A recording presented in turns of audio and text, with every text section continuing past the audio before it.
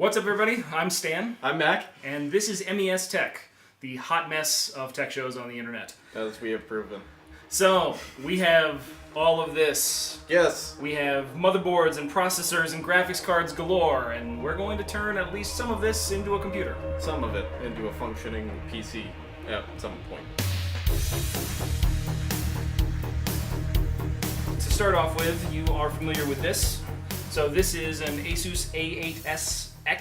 So this is an Asus motherboard, socket 939. It allows PCI Express X16, so it's first generation PCI Express. And it had a, let's see, I believe it's going to be this CPU in here, which is a AMD Athlon X2 3800. What I decided to do was to upgrade that, but in the process, we shorted this board out somehow.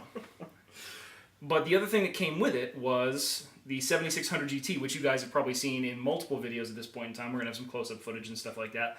And that is the 7600 GT, which we actually repaired. So there's brand new capacitors on there, and we've got a video on exactly how to do that. So you can check that out. There's going to be a card like up here or something along there, so that way you can check out that video.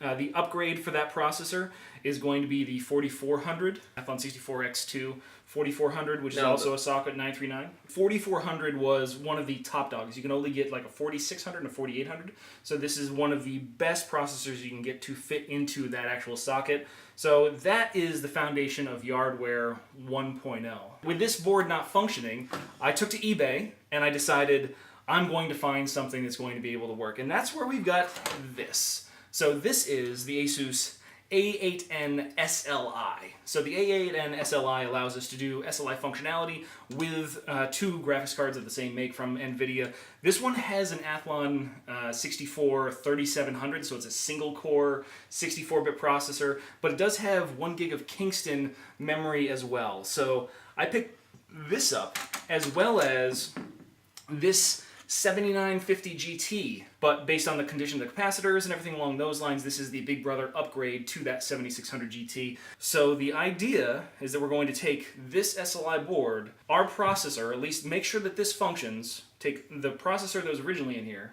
put that in there, see how fast that goes, see how fast it goes when you throw the 4400 in there. Top dog. And then, instead of 1 gig, we've got 4 gigs of memory now, which is going to max out all the channels on this SLI motherboard.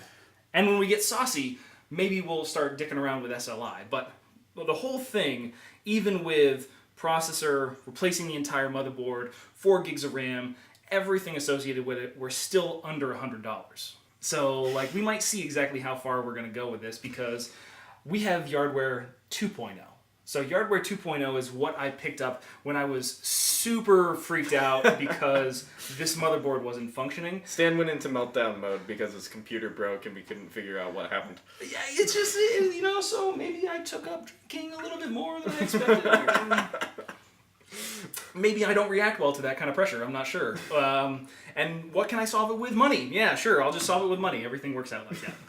But with Yardware 2.0, what do we have with Yardware 2.0? So Yardware 2.0 is, you're talking an AMD 6-core on one of a better set of boards. What's the model number on this one? So this is an ASRock 970M Pro 3. This is one of the only 970 chipset micro ATX boards that you could possibly get. Right. So if you wanted to fit into a smaller form factor case with the AM3 or the AM3 Plus socket, that is really your only option. It does have overclocking capabilities on it. The 6100 and the FX series, the bulldozers, they are proven to be serious overclockers. They are rockets when you really put some voltage to them. This board really doesn't have the voltage capabilities that we're looking for, but the idea is we will eventually see the limitations of a form factor board opposed to a full or, you know, like an ATX or an EATX, something designed to be pushed to the limits. Right. Whereas that would be a great like little home theater PC board, or as we're probably going to show in the future, a really serious gaming machine beyond what your real expectations are. But that board with this Cooler Master TR2 cooler, as well as 8 gigs of 10600 DDR3 memory, it's Hynix stuff. It looks like it came from a server. Somebody picked up some generic things. But the CPU, the motherboard, the memory, the cooler, all of that was $63. So we're looking at a replacement for this. You can get into a really solid piece for $65, and then you can actually upgrade it with current components or better components for around the same money. When we start talking about our graphics cards, we got our 7600 GT, we got our 7950 GT. Yes. But the first thing that I picked up as far as an upgraded graphics card is This baby. the Twin Frozer 3 from MSI. So this is a 560 Ti LE. So instead of having the standard like 200 or so cores, this one has 448 cores and is on an upgraded architecture compared to the standard 560 Ti. So I found that on eBay, and then the dude ended up being like 5 miles or like 15 miles from here. So I got it for $30, no shipping. And it is a serious upgrade if you're sticking with your DirectX 9, DirectX 10, and even some DirectX 11 titles. Right. I mean, you start off with something like this. It does have external power, which is awesome. But at the same time, you're talking about a card that's, at this point, 10, 12... Yeah, exactly. You're talking at least 12 years old. It can run Crysis, but we're not sure exactly what level it can run Crysis to. But that may or may not be a test that we're going to do. Immediately after that, though, we came to something that Mac's really familiar with. Yes. So this was a card that was in my computer before it died. Not this one in particular, but Stan went out and got one. Found it at a crazy deal, which kind of made me cry a little bit on the inside. I paid full retail for mine. So this is a 660 MSI OC TI. So the overclocked Power Edition TI version. And this is a really fun card for all the overclockers out there because MSI did some not so safe things with voltage control, but that's fine.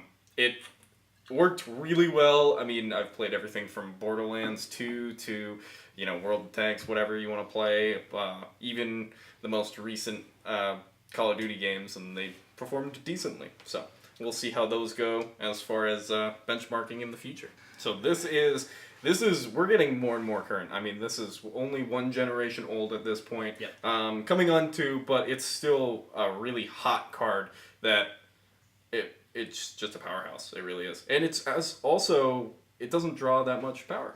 But you could expect to pay somewhere around the $150, $160 mark if you wanted to get into a GTX 970, and that'll do 50, 60 frames per second on mostly max settings like 40 to 45 frames per second on GTA 5 at its maximum settings. We can show you some benchmarks in the future when we actually go through the test of that card, but on a modern processor, it's still going to deliver a really good gaming experience. And before we actually started shooting this video, Mac was playing Doom, the 2016 version, which was on ultra settings. Beautiful. And at 1080p, it was still pulling high 50s to 60 frames per second. It was hitting the VSync on the monitor. As I struggled to even hit anything. But that's fine. That's completely different. Yeah. So what we're going to do, this is a breakdown of everything that we've got and everything that's going to be going into the projects that we're pushing forward. So we wanted to give you an update because the DIY PC case is something that we're going to be using for this platform. And we've got another case that we're going to be working on that you're going to see in another video as well for the assembly of Yardware 2.0 to give you an idea of what you can really put together for, instead of the $100 mark trying to refurbish your old stuff, what you can put together for about $200 in stuff that you can find online or brand new. Awesome. That sounds like a plan, and we'll be doing all of that in some future videos. Sweet. So we want to give you guys this update and get you enticed for what's going to be going on. If you want to, let us know in the comments down below what you think about this kind of stuff, what you're looking for more. If you want some tips, pointers, or things like that on how to get like really good deals on stuff, we're happy to do that. Anything that we buy retail, I'm going to include an Amazon link down below. There is a small little kickback for us if you buy something through Amazon when you click on it. So if you want to support the channel, that's a great way to do it. But as of right now, we're going to have to start building some computers and making some cool videos for you. So what we're going to be doing is it's going to be more tiers, more beers, and all kinds of other stuff as we're putting together these computers and trying to make sure that everything works and we're actually good at this. I don't know what to say from there. You know what? Let's just say that if you like the video, hit the like button. If you don't like the video, hit the dislike button. Give us the comments and your feedback down below. And if you're not subscribed, hit the subscribe button, and hopefully we'll get better at this, and you'll enjoy it. Have a great one, guys. You think we'll eventually get a camera that like functions all the way through our videos? Well, so the problem with the camera is that it's got a limited recording time. So as soon as we get to a point where it's just like 12 or 13 minutes, it runs out of its limit, and then all of a sudden it